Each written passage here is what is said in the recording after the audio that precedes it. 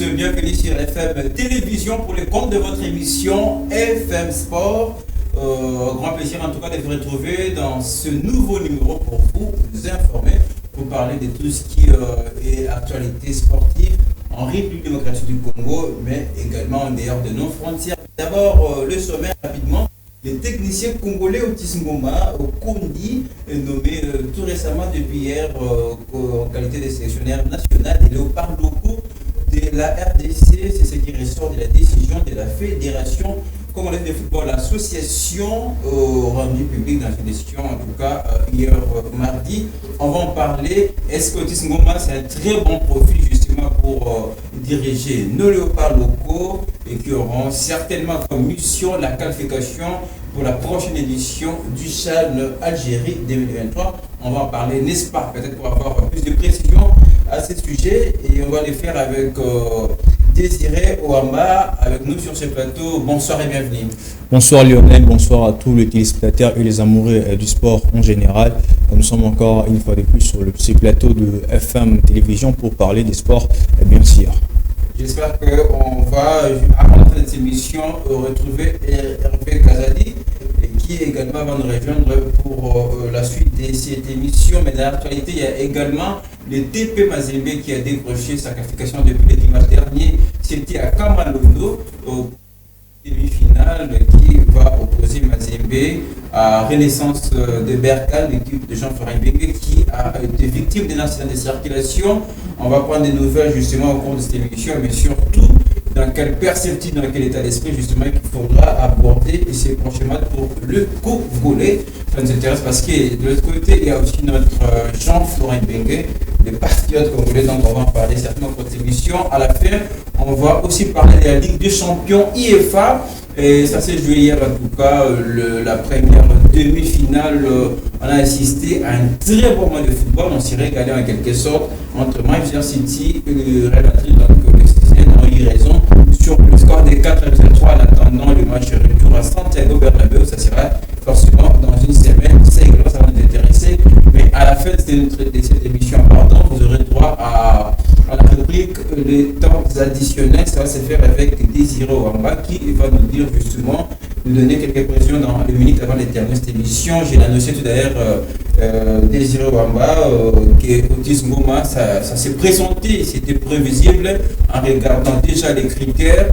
Il a été celui qui remplissait, qui était déjà vu comme le prochain sélectionneur des léopards locaux. C'est ce qu'il fait, c'est depuis hier que la FECOFA a rendu public cette décision.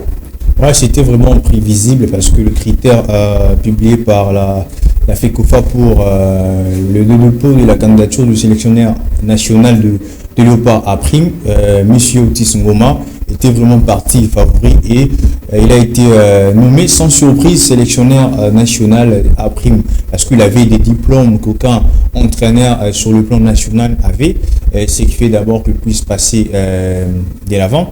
Bon, je crois que c'est sans surprise, c'est pas quelque chose qui m'a surpris en fait. Je m'attendais à ça, de voir Otis Ngoma, un homme qui connaît beaucoup le football congolais, qui maîtrise le football congolais, de pouvoir être un jour sélectionneur national de léopard à prime. Mais il a la lourde tâche de pouvoir amener la République démocratique du Congo dans ses CHAN Algérie 2023. Justement, on parlera de cet objectif principal, en tout cas, avec des temps. C'est vrai que vous le dites pour Désiré, on le comprend tous, que c'était prévisible et c'est sans surprise de voir Otis Ngoma être nommé à ce poste de sélectionneur national pour ce qui est de nos léopards locaux. Est-ce que c'était également déjà attendu pour les nombreux Congolais, les amoureux du ballon rond? Et si vous regardez la liste de sélectionneurs ou des entraîneurs qui ont déposé ou postulé à ces postes, vous allez comprendre que Otis Ngoma était vraiment favori. Pourquoi? Parce qu'il avait un diplôme qui le mettait déjà devant tous ses collaborateurs ou ses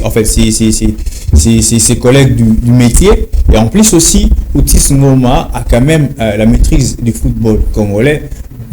Pas plus que d'autres personnes, mais quand même, quand il était entraîneur de DSMP, il a réussi de qualifier DSMP 3 fois au niveau des interclubs DAK. C'est vraiment quelque chose louable.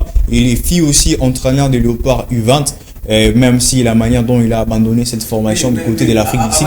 Justement à son parcours, parce qu'on va revenir un peu sur ça, sur son parcours et de l'expérience qu'il a suffisamment à ce qui concerne le football congolais. Mais c'est vrai, c'est une décision qui a pris beaucoup de temps que prévu. Mais qu'est-ce qui a expliqué le temps que ça a pris pour finalement atterrir et arriver à cette décision? Moi, je l'ai dit en tout cas, en préparant cette émission, c'est la fumée blanche qui tombe et qui fait des Otis Ngoma comme sélectionneur. Mais pourquoi ça a pris beaucoup de temps, selon vous? Pourquoi ça a pris beaucoup de temps? Je ne suis pas dans la FECOFA, je ne fais pas partie de la FECOFA, oui. Mais lorsqu'il y a, vous avez des candidats tellement sérieux, vous avez les candidats tellement costauds, ce ne sont pas de petits et messieurs. Lorsque vous voyez des gens comme de Daoud et de Marco Bertin, vous avez des gens comme de Miyayo, vous avez des gens comme René Makondele, vous avez des gens, enfin vous avez vraiment tous les grands non-entraîneurs congolais qui, sur le plan national, postulés dans un tel poste. Il faut vraiment prendre du temps, étudier camp par camp et puis dégager ou nous donner celui qui mérite être sélectionneur national. Mais selon certaines sources proches de la fédération, ces choix à tirer à longueur parce que ça divisait complètement la FECOFA. Là où il y a des humains, il y a toujours deux problèmes parce que là, il fallait maintenant voir, il y a X personnes, il fallait maintenant désigner la personne. C'est tout à fait normal qu'il puisse avoir des divisions ou soit de malentendus. D'après ce que vous êtes en train de dire, je suis en train de réfléchir sur ça, mais je ne sais pas concrètement ce qui a fait en sorte que nous puissions avoir cet écart de délai prévu pour proclamer, nommer le sélectionneur national. Mais je crois que c'était du bon boulot parce que Otis Ngoma fait vraiment l'unanimité au sein de l'opinion sur le plan sportif. Alors moi je vais vous laisser le temps en tout cas pour permettre aux gens qui nous regardent de pouvoir comprendre est-ce que Otis Ngoma a le profil justement de diriger nos léopards locaux. C'est vrai qu'il y avait Jean-Florent Ibenge qui était à ses postes avant. Okay. Et quand même dans les compteurs, on peut garder cette édition de 2016 remportée par la RDC avec Jean-Florent Ibenge. En regardant Otis Ngoma nouvellement à ses postes, pensez-vous qu'il a le profil et pour nous amener à la prochaine édition Algérie, CHAN Algérie 2023? Je profite pour cette occasion que Lionel m'a donné de pouvoir, je ne sais pas si vous convaincre ou vous dire pourquoi c'est un profil idéal dans ces postes. Est-ce qu'il sera en mesure d'amener la RDC au CHAN Algérie 2023 ou soit de pouvoir nous aider à pouvoir non seulement de faire partir de ces CHAN, mais de le remporter aussi. Moi, je crois qu'Otis Ngoma a le profil. Aucun entraîneur de Léopard, ni Jean-Florent Ibenge, ni Moutoubile Santos, qui nous a aidé, nous a donné des étoiles au niveau du CHAN à remporter ces titres. Il a été avant champion quelque part. Non, on a vu un Moutoubile Santos débarquer pour la première édition du CHAN. Il a remporté ça. On a vu Jean-Florent Ibenge, il a remporté ça. Pourquoi pas aussi à Otis Ngoma de faire la même chose, de nous offrir le troisième étoile de la RDC, de le porter sur notre maillot et être encore l'équipe la plus titrée de l'Afrique dans cette compétition de changement. Je crois à ça. Otis Ngoma a beaucoup de potentialités. Et maintenant, nous sommes en train de le souhaiter que le meilleur. Mais si ça ne marche pas, nous reviendrons ici pour y parler parce que ça dépend de tous. En fait, c'est la qualification ou le sacre de la RDC, elle dépend de tout le Congolais.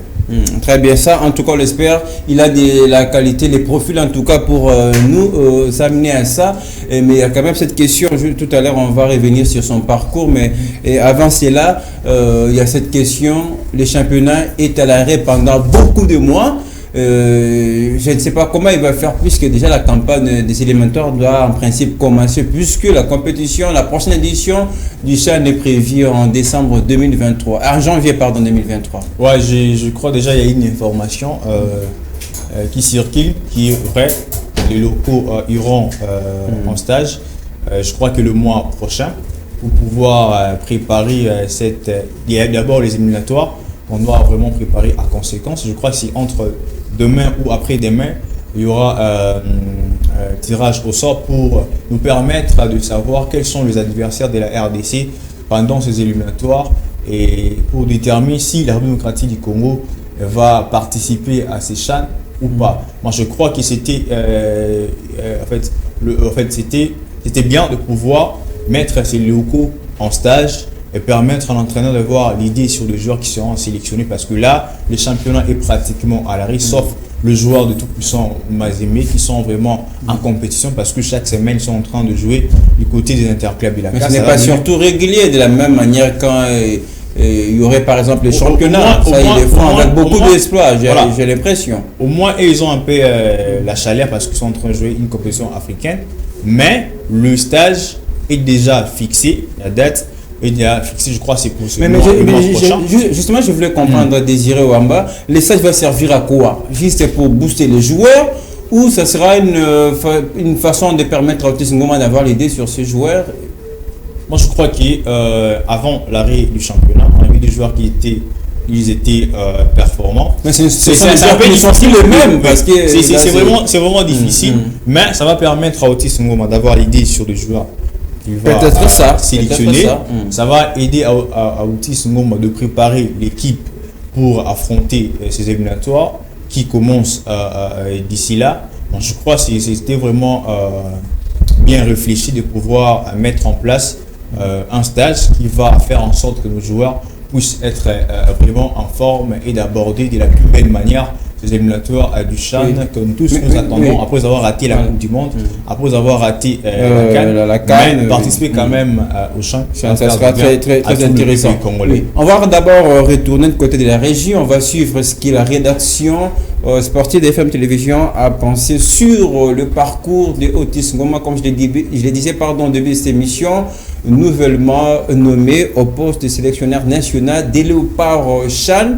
On va voir en image, en résumé, ce qui nous donne un petit peu l'idée sur son parcours, et on va se retrouver juste après pour parler de ces lourds chantiers d'Otis Ngoma avec les Léopards locaux. On regarde. Top, debout, allez, va chercher.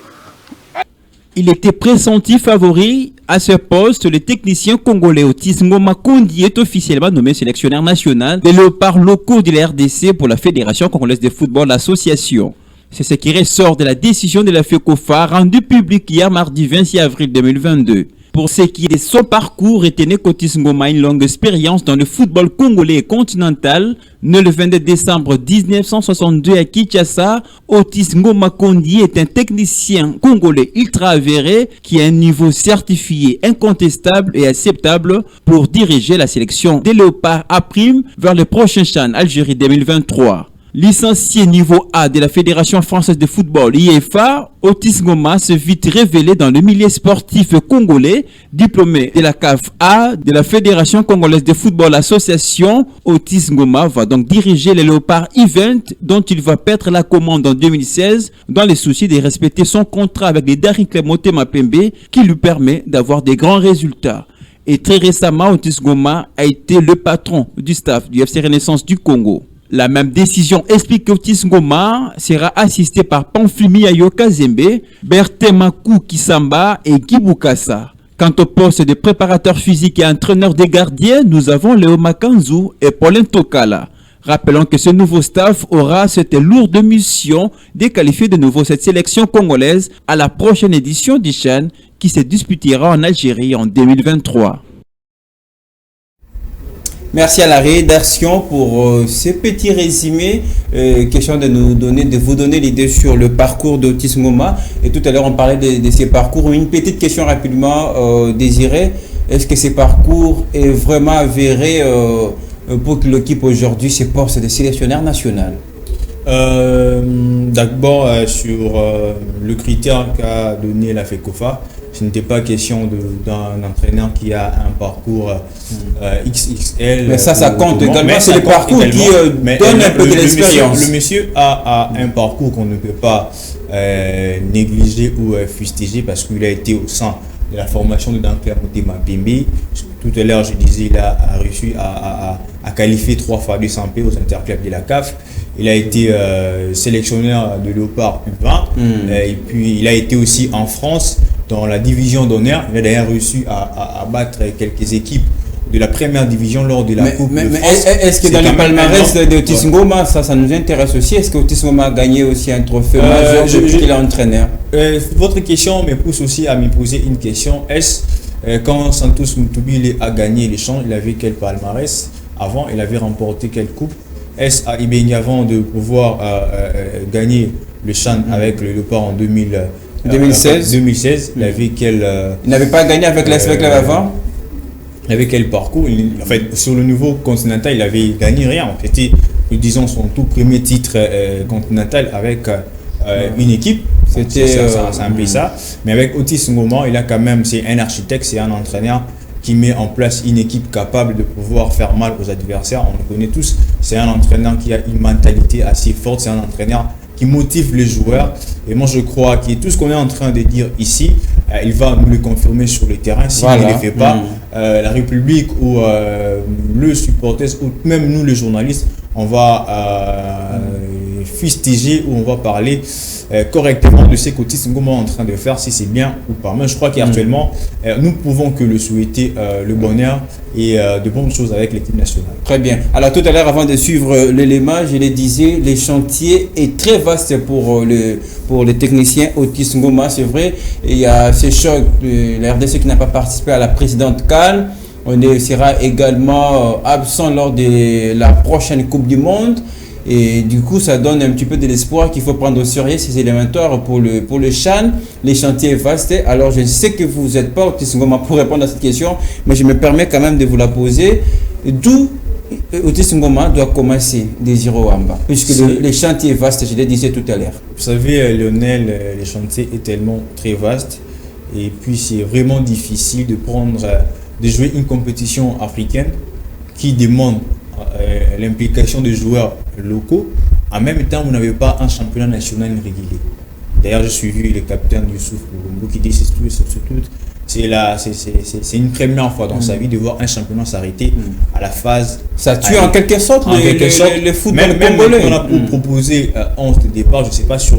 Ils vont même sélectionner les joueurs. Oui, d'abord pour aller en stage d'abord. Ils vont se baser sur quels critères? Voilà. Parce que ça fait longtemps, depuis le mois de février, nous avons vu ces joueurs sur les terrains jouer.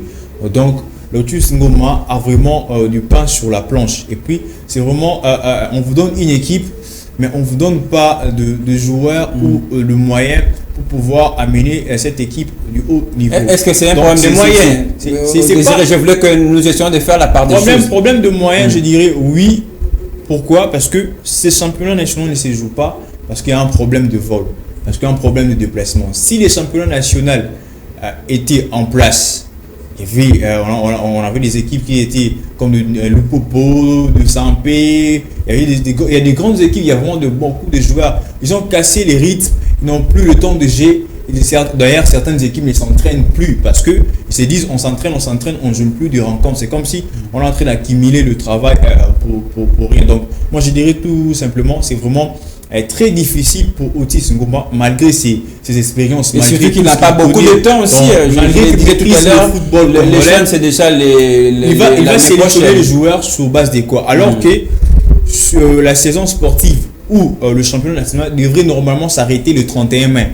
On allait boucler et la phase aller et la phase retour. Mais actuellement, on ne sait pas sur quelle base Otis Ngoma va sélectionner les joueurs. Il est temps pour les autorités de la République démocratique du Congo de prendre les choses en main, de pouvoir donner de moyens à notre société d'aviation Congo Airways de répondre. Mais il y a une réunion rapidement, puisqu'on en parle, une petite parenthèse. Il y a la tripartite. C'est la tripartite justement qui a annoncé. C'est une réunion d'urgence. Bon, peut-être cette fois-ci, ça fait sera la bonne qui va en tout cas relancer les championnats. La dernière réunion d'urgence AI, je ne sais pas si c'est une semaine ou combien de jours, et quelles sont la solution ou les solutions. Mais qu'est-ce qui bloque, Désiré? Et c'est un petit peu.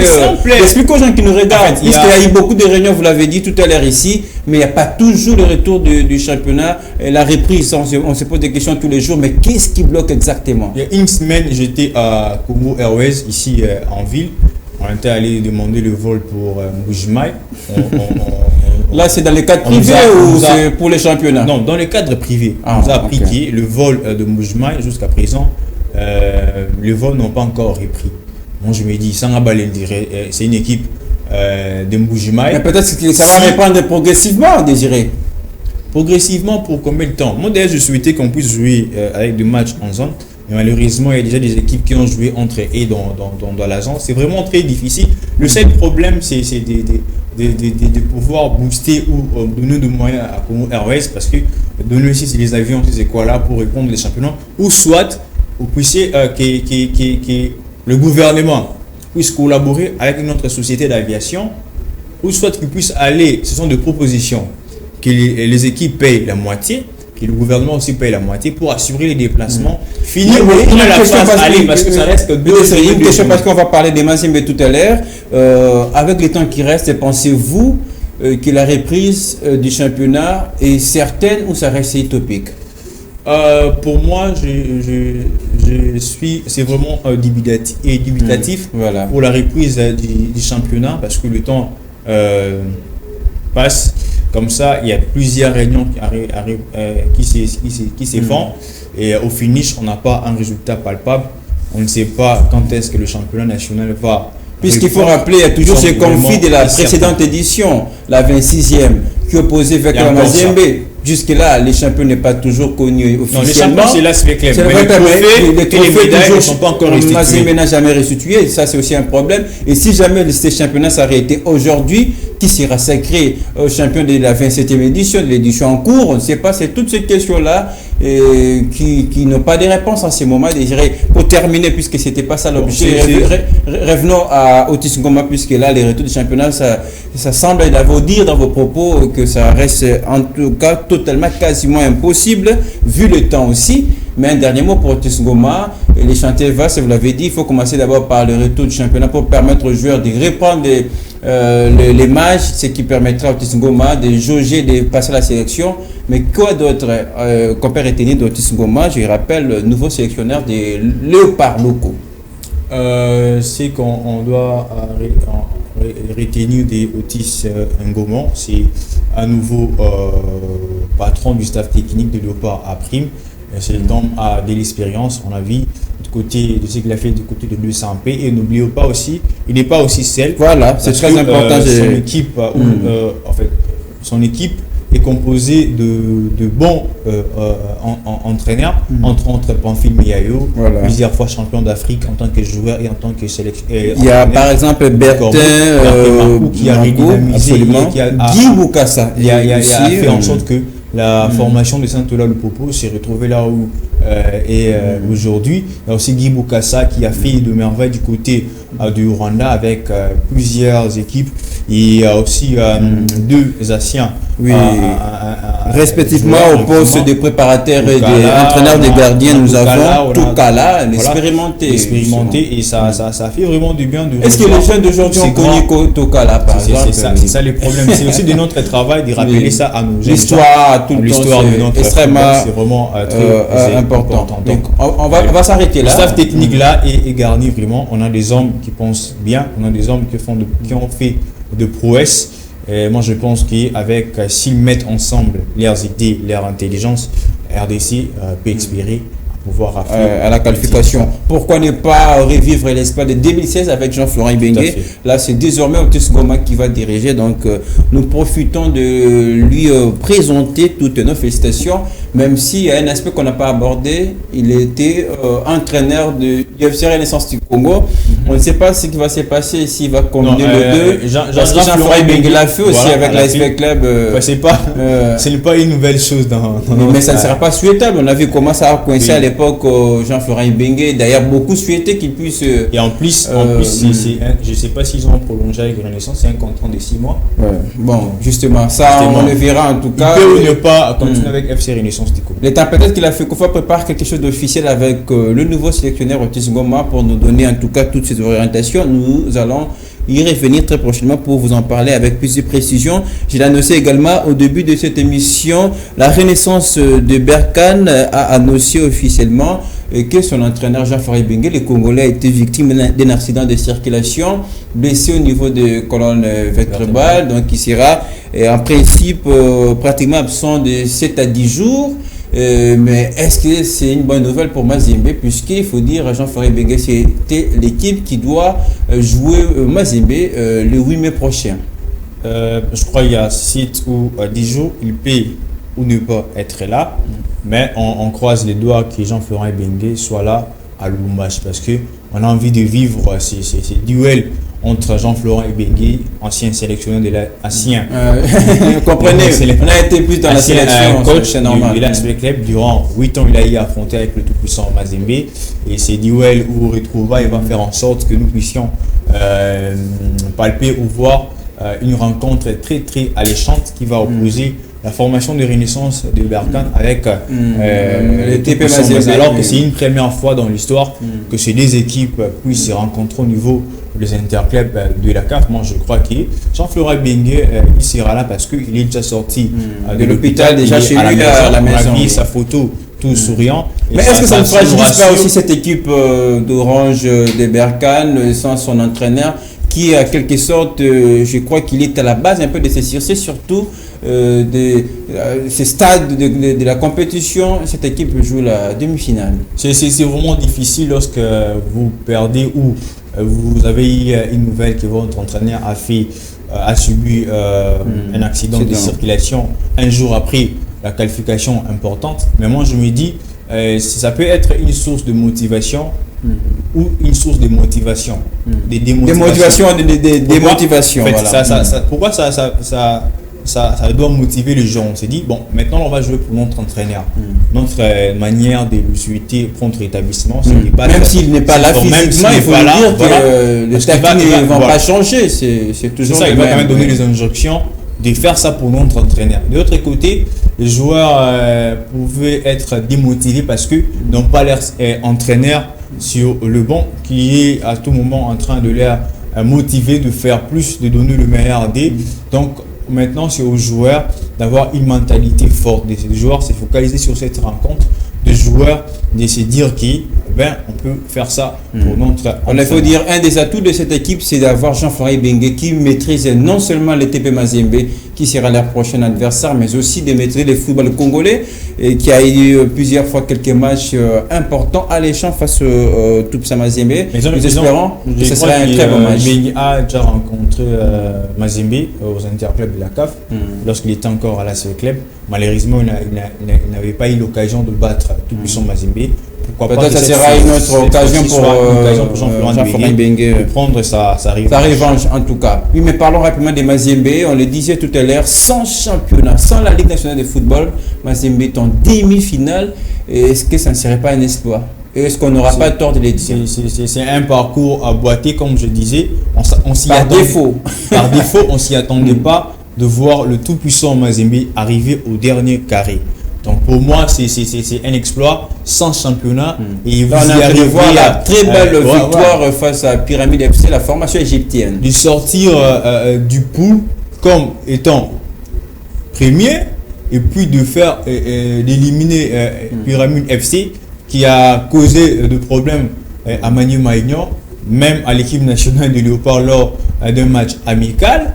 Et cette formation de Pyramide FC, c'était vraiment une formation très très très redoutable parce que même l'entraîneur de cette formation, il est actuellement sélectionneur de l'Égypte parce que ce qu'il a fait avec Pyramide FC a fait en sorte que le dirigeant sportif de l'Égypte puisse jeter l'air dévolu sur cet entraîneur. Moi, je trouve que coup de chapeau au Corbeau, on s'y attendait pas, mais à chaque rencontre, vous nous rassurez, à chaque rencontre, vous faites de belles prestations et félicitations aussi à Franck Dumont parce que... Très bien, voilà. Puisqu'on a parlé des hommes aussi, voilà, je voulais qu'on place un mot pour le technicien français Franck Dumont. J'ai regardé ces dernières rencontres ou ces derniers matchs de tout-puissant Mazembe, je vois, il a sa philosophie avec un schéma tactique à lui-même, 3-4-3, lui permet d'avoir 3 défenseurs centraux, Moabé, Kabasso Chongo et Arsène Zola. Voilà. Oui. Je confonds souvent avec l'autre qui est du côté du Maroc.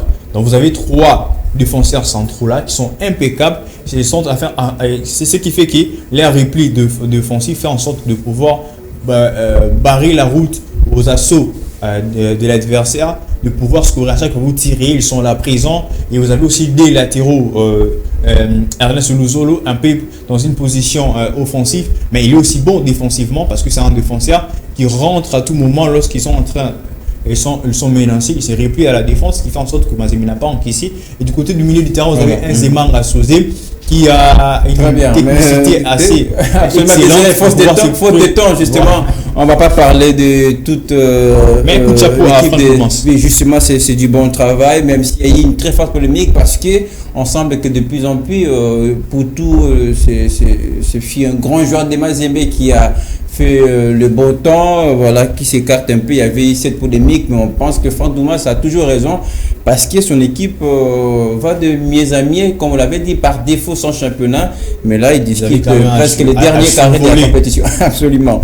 Et en quelque sorte. Donc, pour ce qui est de ces matchs, les demi-finales, ça va se jouer en tout cas le 8 mai prochain à Lubumbashi, au temple de Kamalondo, qui va opposer les TP Mazembe à la renaissance de Berkane de Jean-Florent Ibenge.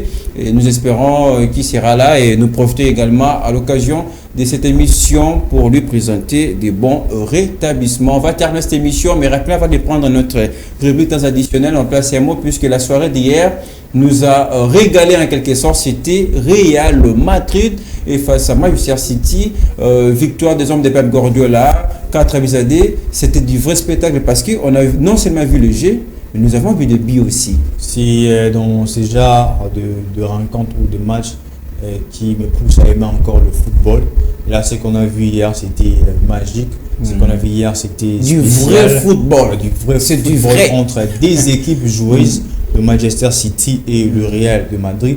On a vu un Karim Benzema qui nous a fait des gestes de ouf. Très en forme. Un but sur penalty. À la Panenka, oui. Justement, moi, ça fait penser à Lionel Messi également qui est habitué à cet exercice. Un but, une réalisation somptueuse, un but somptueux de la part de Karim Benzema, aussi avec le jeune Vinicius Junior qui a au terme d'un super but après un geste magnifique, masterclass, petit pont justement à son compatriote brésilien, son aîné. C'était vraiment avec de l'autre côté on a des joueurs comme de Kevin De Bruyne, on a des joueurs comme de Mahrez. C'était vraiment un match qui on a envie de regarder. On a senti aussi l'intelligence des entraîneurs. Il y a Pep Guardiola qui peut-être malheureusement à sa défense qui a posé un énorme problème, qui à chaque fois passé devant les scores et le Real Madrid essayait de réduire les scores, mais ça dans ces matchs pareils, ce sont des intelligences des entraîneurs qui sont opposés l'un à l'autre. Dans ce genre de rencontres, c'est un match de deux entraîneurs. On l'a vu hier. De l'autre côté, Ancelotti, qui était posé malgré son équipe était en train de prendre déjà 2 buts dans les 16 premières minutes. Il était posé. Il a essayé un peu de faire sortir Alaba. Moi, je me demandais pourquoi, mais c'était aussi pour apparemment, c'était pour des problèmes sanitaires, voilà. Puisqu'il revient aussi d'une blessure. La défense réelle a un problème du côté de la défense. Ça ne tient pas vraiment beaucoup. Vous encaissez 4 buts dans une rencontre. Quand on a Nacho et Militao, ça ne marchait pas au niveau de la centrale. Alaba est là, il essaie un peu d'assurer. Mais c'est vraiment... Et puis aussi Carvajal, avec ses montées, il n'arrive pas à vraiment replier. Mais c'est pas aussi le milieu du terrain madrilène qui devient un petit peu vieillissant.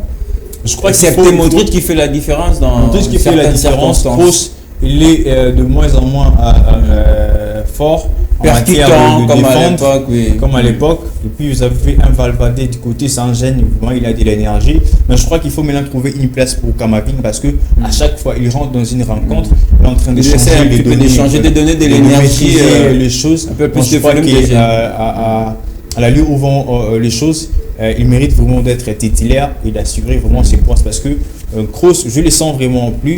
Casemiro aussi de même. Oui, Casemiro encore qui a été absent hier. Nous espérons peut-être qu'il sera là de retour. Mais de côté Manchester City, Pep Guardiola a été aussi privé de ses 2 latéraux. Il faut dire qu'ils n'ont pas été de la partie. On a d'ailleurs Stone qui est sorti. Oui, Stone qui est sorti, qui n'était pas dans son domaine de prédilection, son poste de prédilection, tout ça. Donc ça a été très compliqué. Mais pour ce qui est de ces matchs retour, ça va se jouer dans une semaine. Ça sera à Santiago Bernabéu, où le Real de Madrid deux précédents tours a arraché la qualification. On se rappelle contre le Paris Saint-Germain, c'était à domicile, mais le même scénario également contre le Blues de Chelsea. Mais déjà ce soir, notre demi-finale qui sera également intéressante entre Villarreal et Liverpool. Ça également, ça nous intéresse. Peut-être qu'on en reviendra très prochainement pour en parler. Désiré, peut-être ça sera une première fois de vous soumettre à cet exercice, à cette rubrique. C'est les temps additionnels. Je vous fais rapidement la pédagogie, puisque dès qu'on revient, je vous donnerai la parole pour terminer cette émission. C'est vous qui faites l'émission. Les temps additionnels, c'est la petite rubrique qui vous permet également de revenir sur d'autres sujets qui n'ont pas fait objet de l'émission. Et libre à vous de présenter votre biscuit, coup de gueule, en tout cas, sur ce qui vous intéresse, mais vous allez le faire en quelques secondes, puisque là, on arrive déjà à la fin de notre émission. Les temps additionnels pour sanctionner complètement l'émission, et c'est tout de suite.